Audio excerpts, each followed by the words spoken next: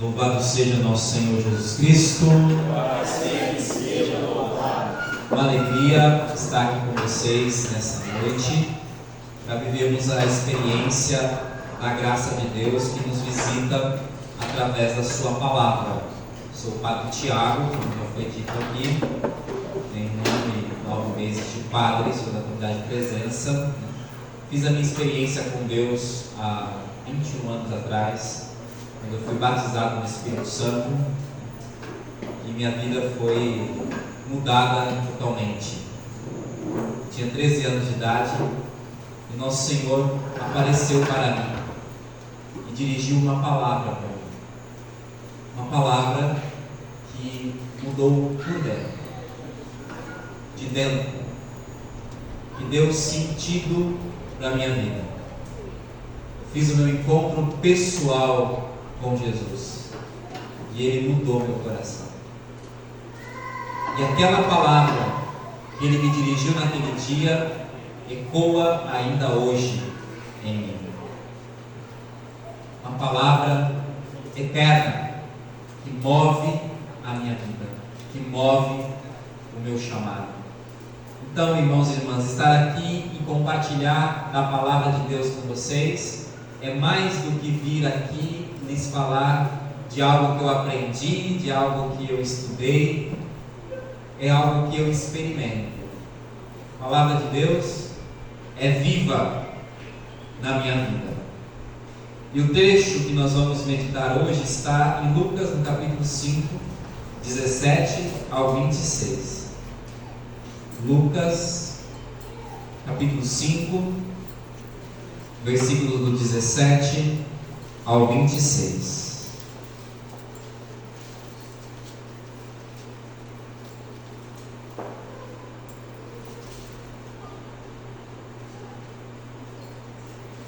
Certo dia, Jesus estava ensinando na presença de fariseus e doutores da lei, que vieram de todos os povoados da Galileia, da Judeia e de Jerusalém. E o poder do Senhor estava nele para fazer curas. Alguns homens trouxeram sobre uma maca um paralítico e tentavam levá-lo para dentro e colocá-lo diante de Jesus.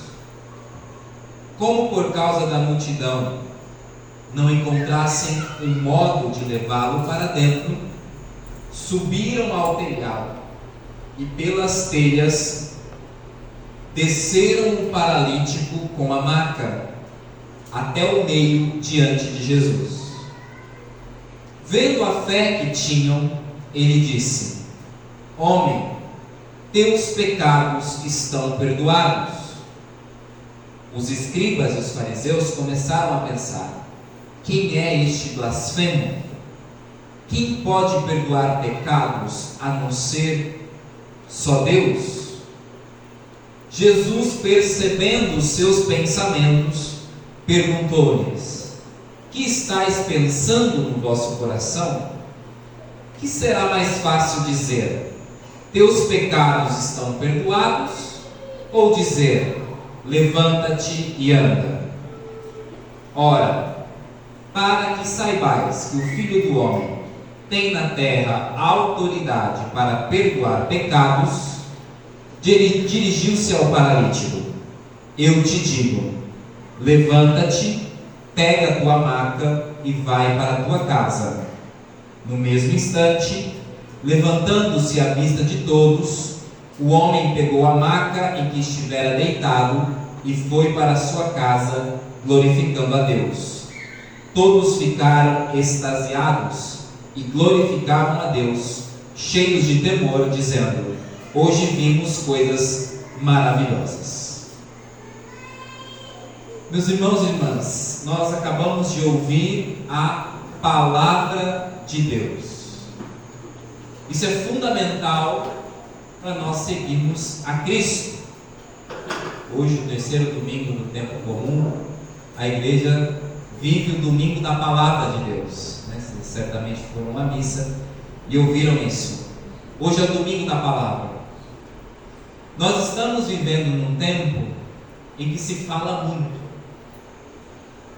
muitas vozes, todo mundo tem uma opinião sobre tudo.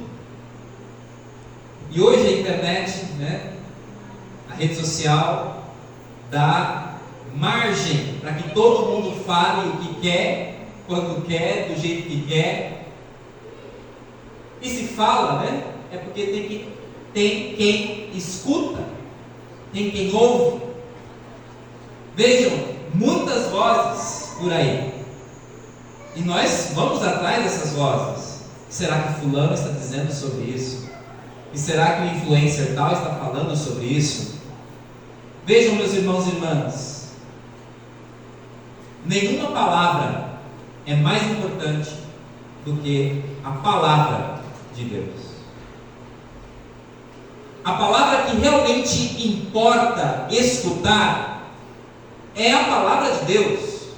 E é por isso que nós estamos aqui, Viemos para ouvir a palavra, para escutar a palavra, porque esta é a palavra que realmente importa, porque dela irradia força e poder do Espírito Santo.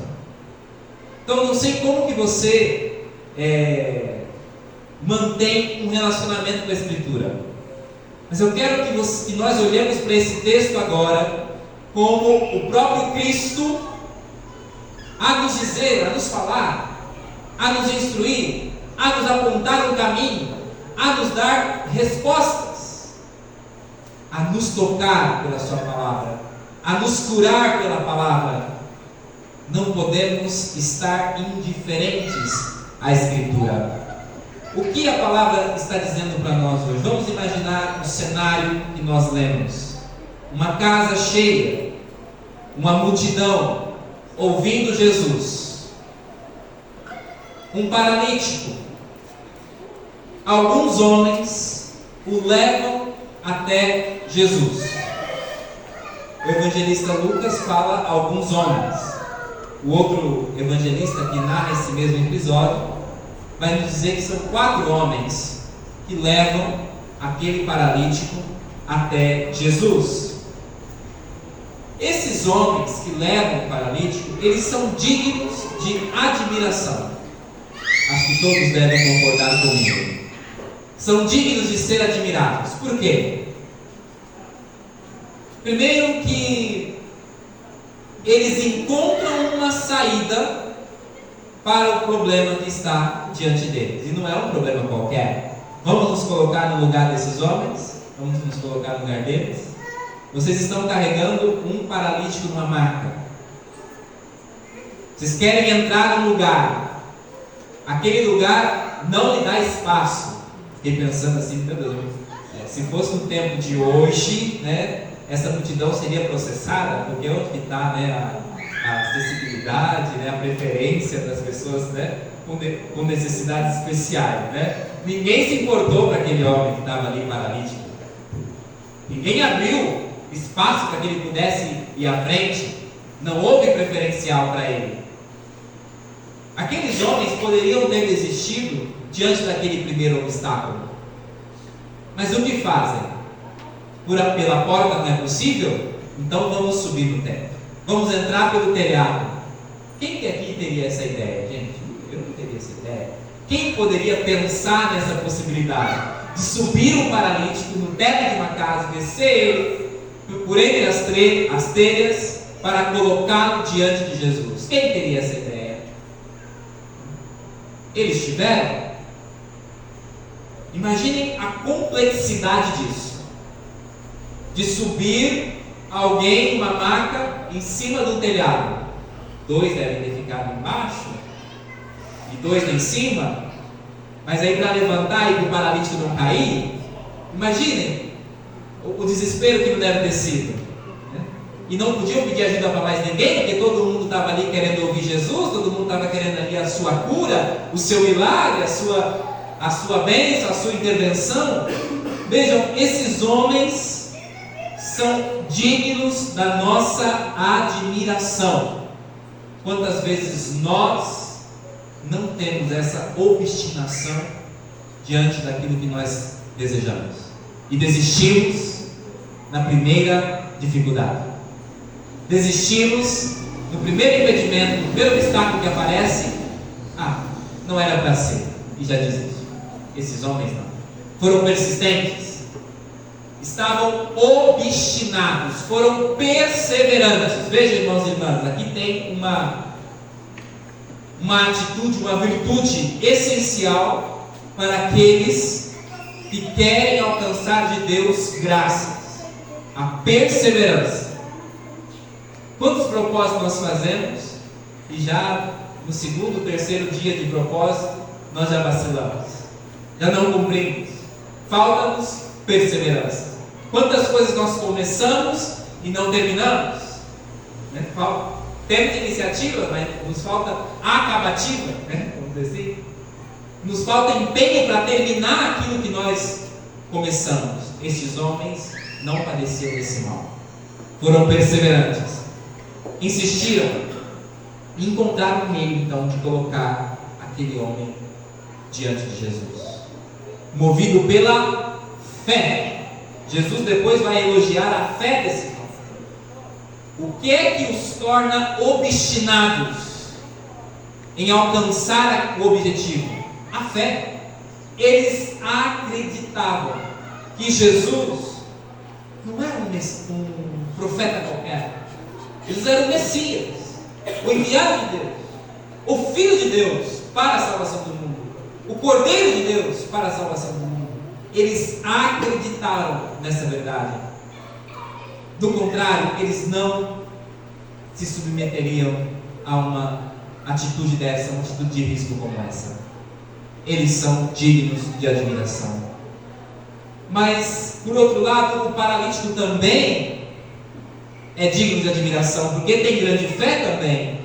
Porque se ele não acreditasse, ele não iria se submeter a ser levado daquela maneira, a ser introduzido daquela maneira diante de Jesus. Ele também alimentava dentro de si uma grande fé que transpunha limites, uma fé que enfrenta obstáculos, uma fé que não para diante das adversidades que podem aparecer ao longo do caminho.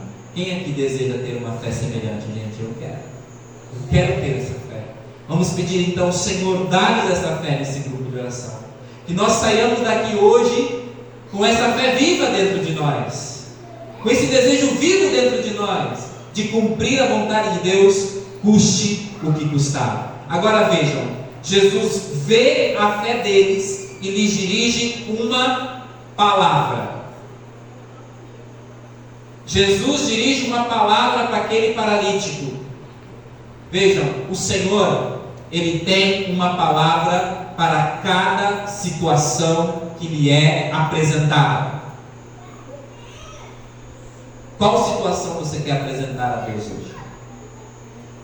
Independente de qualquer que seja a situação, Deus tem uma palavra para você. Jesus dirigiu uma palavra para aquele paralítico. E veja, uma palavra que surpreende, porque todos estavam ali esperando o quê? Que Jesus curasse aquele paralítico. Todos estavam esperando, o paralítico estava esperando que Jesus lhe reabilitasse a possibilidade de andar. Estava esperando a cura. E Jesus vem com uma palavra que está acima das expectativas daquele povo. É isso que Jesus faz conosco. A palavra de Jesus, ela está para além daquilo que nós podemos imaginar. O que Jesus tem a nos dizer, irmãos e irmãs, é sempre mais daquilo que você espera. Sempre mais. O que Deus tem a realizar na nossa vida supera as nossas expectativas. Deus vê além. Deus vê além. aquele homem esperava uma palavra de cura. Eu não sei qual é a palavra que você está esperando, mas eu sei que Deus pode surpreender a sua expectativa. Foi isso que ele fez com esse homem. Foi isso que ele fez com aquela multidão que estava ali. E o que é que Jesus diz? Os teus pecados estão perdoados. Jesus parece que está fora de contexto, não é? O que tem a ver, Jesus? Nós não estamos pedindo perdão dos pecados. Ele poderia dizer, né? Eu não vim aqui pedir perdão dos meus pecados. Eu não vim aqui para escutar essa palavra, Padre Tiago. Eu vim com o coração para escutar outra palavra, outra coisa. Não é isso daí não. Pois bem, os teus pecados estão perdoados. Jesus dirige essa palavra, irmãos e irmãs, porque a miséria maior que aquele paralítico padecia não era a impossibilidade de caminhar, mas era a miséria da escravidão do pecado.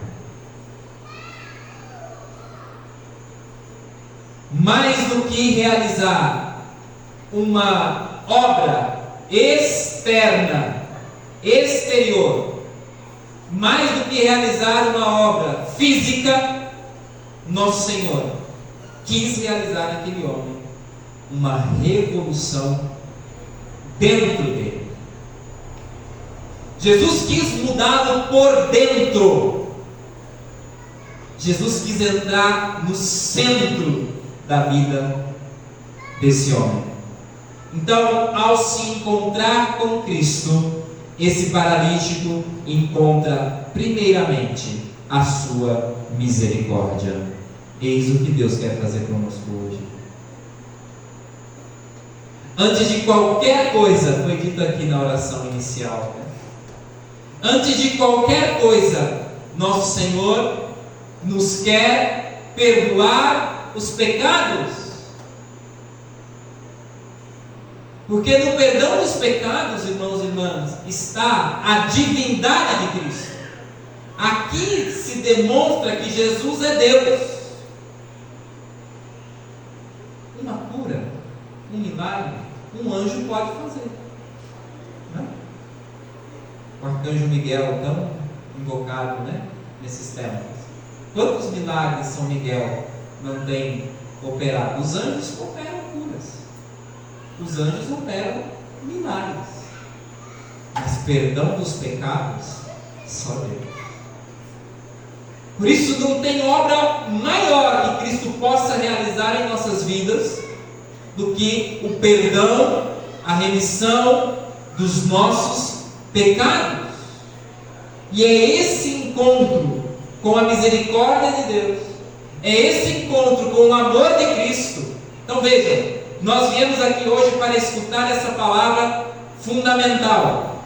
Os teus pecados estão perdoados, para revelar o grande amor que Deus tem por nós, o grande amor que Cristo tem por você.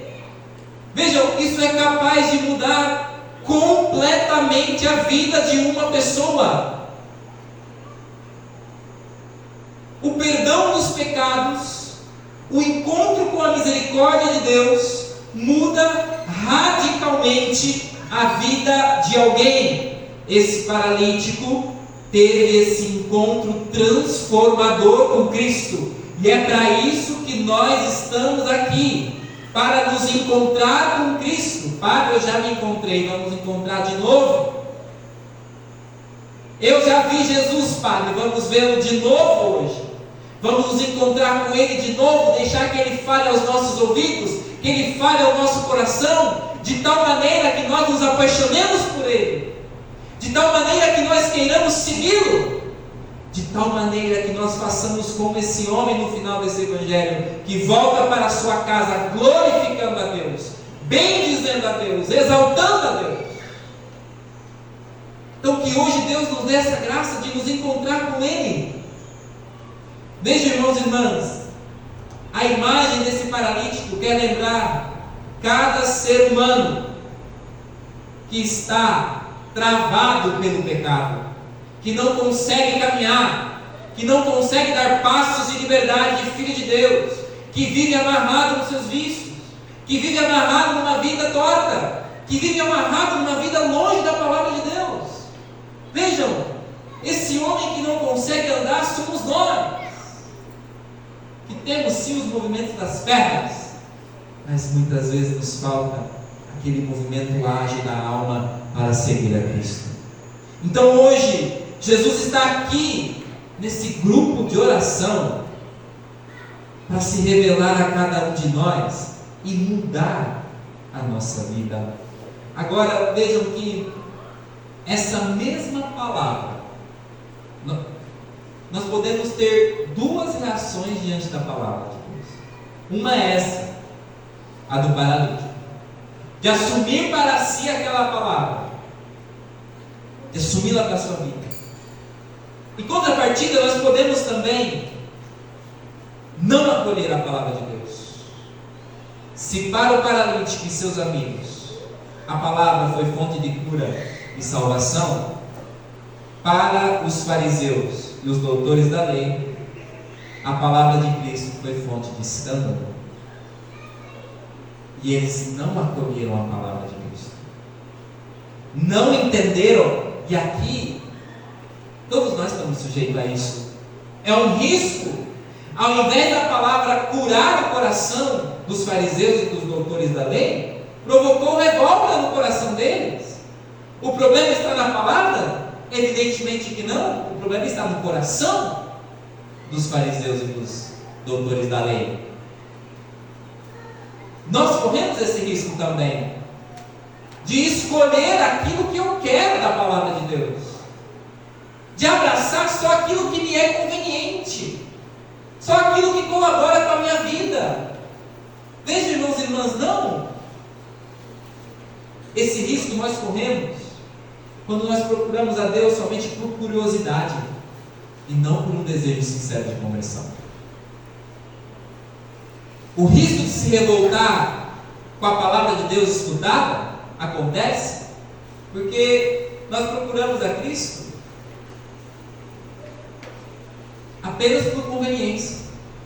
E quando Ele nos contraria, é aquela criança, né? Quando Ele diz não, aí faz birra e não quero mais, e vai embora. Faz birra. Ora,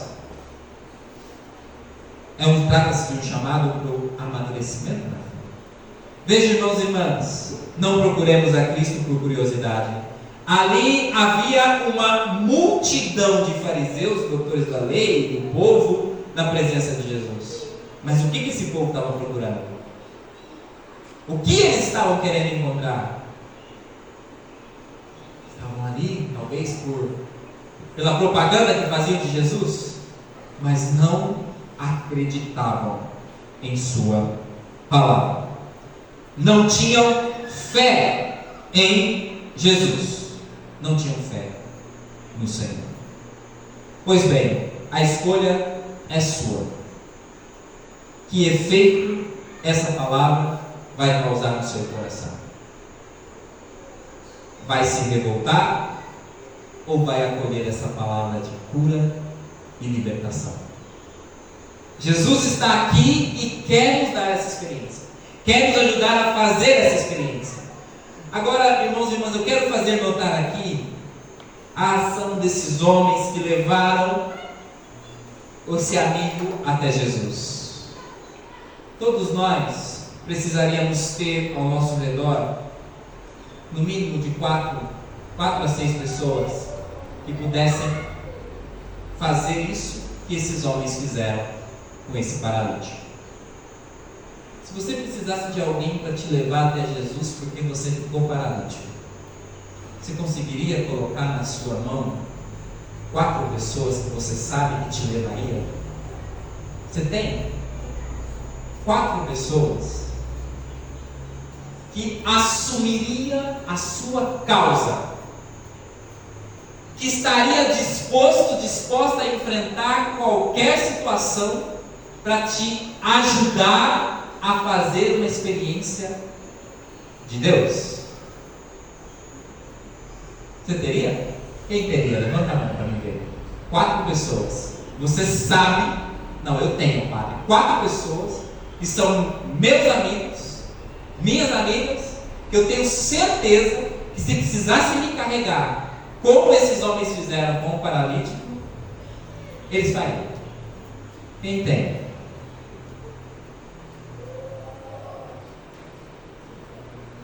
Não é preocupante que nós não tenhamos 4 pessoas em quem confiar dessa maneira? Vejam, algumas vezes na vida, ao longo da nossa vida, nós vamos precisar de pessoas assim, perto de nós. Em alguns momentos da vida, nós não conseguimos caminhar. E nós vamos precisar de pessoas que conhecem Jesus, que creem em Jesus, que vão nos colocar na maca e vão nos levar até Ele. Veja, irmãos e irmãs, esse Evangelho está nos falando do poder de Cristo. Foi o que eu tratei até agora.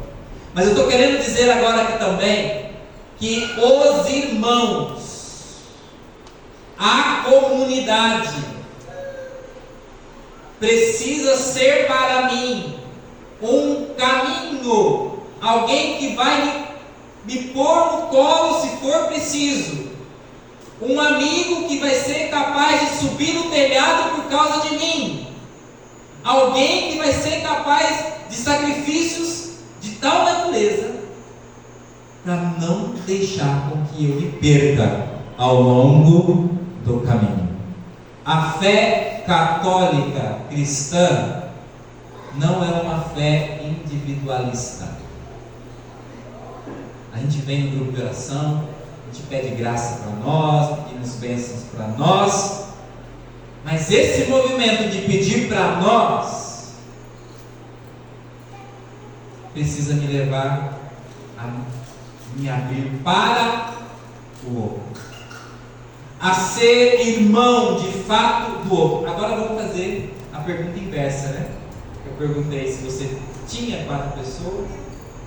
Você seria alguém desses 4 na vida de uma outra pessoa?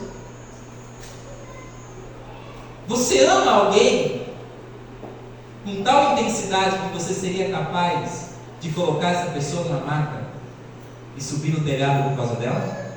Você seria essa pessoa?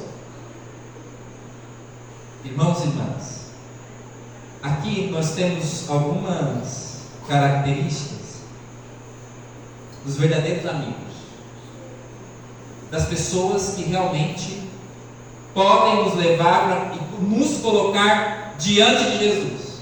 Primeiro, irmãos e irmãs, a atitude desses 4 homens demonstra que eles amavam profundamente esse amigo, porque eles colocaram a necessidade do amigo acima das suas, colocaram a vida do amigo acima da sua vida.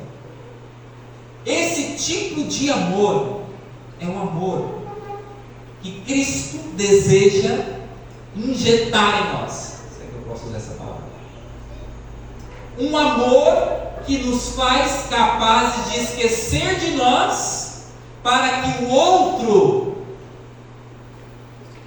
receba as graças. Vejam, o protagonista aqui é o paralítico. Os seus amigos colaboram para que ele faça a experiência. Certamente esses amigos também tinham situações para apresentar para Jesus. Vocês acham que não?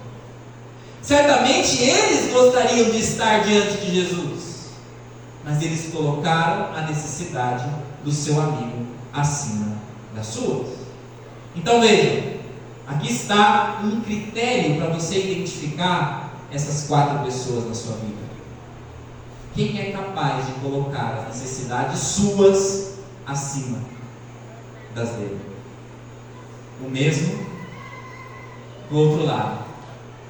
Você é capaz de colocar a necessidade do outro acima das suas? Depois, irmãos e irmãs, outra característica do amigo, desses amigos que levaram o paralítico, é que eles estão preocupados com a salvação desse paralítico. A preocupação deles não é outra. Não é que ele seja bem sucedido simplesmente. Não é que ele tenha uma vida de sucesso simplesmente. Mas que ele se encontre com Jesus. Esse amigo, o amigo verdadeiro, é aquele que nos faz encontrar com Jesus, que nos aponta o caminho de Cristo, que nos mostra o caminho de Cristo, que nos adverte, que nos aconselha, que chama a nossa atenção, que diz: olha, você está indo para o caminho errado, olha, não é por aí, olha, isso daí não vai dar certo. Alguém que tenha essa coragem de dizer isso para nós. Você tem alguém assim? Que tenha coragem de se aproximar de você e dizer: olha, que tenha essa intimidade, porque isso aqui tem que ter intimidade, proximidade. Não é um olhar de julgamento, no sentido de dizer assim: olha, você está indo para esse caminho, vai se dar mal, e eu não estou nem aí com a sua vida. Não, eu estou dizendo isso, meu irmão, para você, porque eu amo você, porque eu quero a sua salvação. Ai, irmãos, feliz daquele que encontrou um amigo assim. Feliz daquele que tem um amigo que incomoda, que diz a verdade com caridade para cada um de nós. Vejam, e isso se comprova sobretudo nas horas e nos momentos mais difíceis que nós podemos estar passando. Esse amigo, ele se revela à medida em que nós, submetidos ao sofrimento. Vejam, o paralítico estava sofrendo. Esses 4 homens assumiram o seu sofrimento, o seu problema. Certamente o paralítico, como bons amigos, devia ter muita zoação ali, né? Naquele caminho, né? Vai mais devagar. Vocês querem fazer o que comigo? Certamente teve reclamação ali por parte do paralítico. Mas eles enfrentaram juntos aquele sofrimento. Enfrentaram juntos aquela cruz. Juntos aquela dor. Então veja, irmãos e irmãs, não há momento mais privilegiado para estabelecer vínculos fortes, vínculos de amizade. Não há momentos mais privilegiados do que os momentos de sofrimento e de dor. São nesses momentos que os corações são entrelaçados. Então vejam, nós estamos aqui num grupo de oração. O grupo de oração precisaria ser esse espaço onde nós construímos esse tipo de amizade, onde nós construímos esse tipo de vínculo, onde nós nos preocupamos de fato uns com os outros e desejamos nada mais, nada menos do que a salvação uns dos outros. Deus nos dê essa graça de, nos encontrando com Cristo, Ele firme os nossos passos, os nossos laços. Nos encontrando com Cristo, Ele nos dê graças de encontrarmos amigos. Quando nós não conseguimos caminhar, nós tenhamos eles ali próximos a nós para nos sustentar.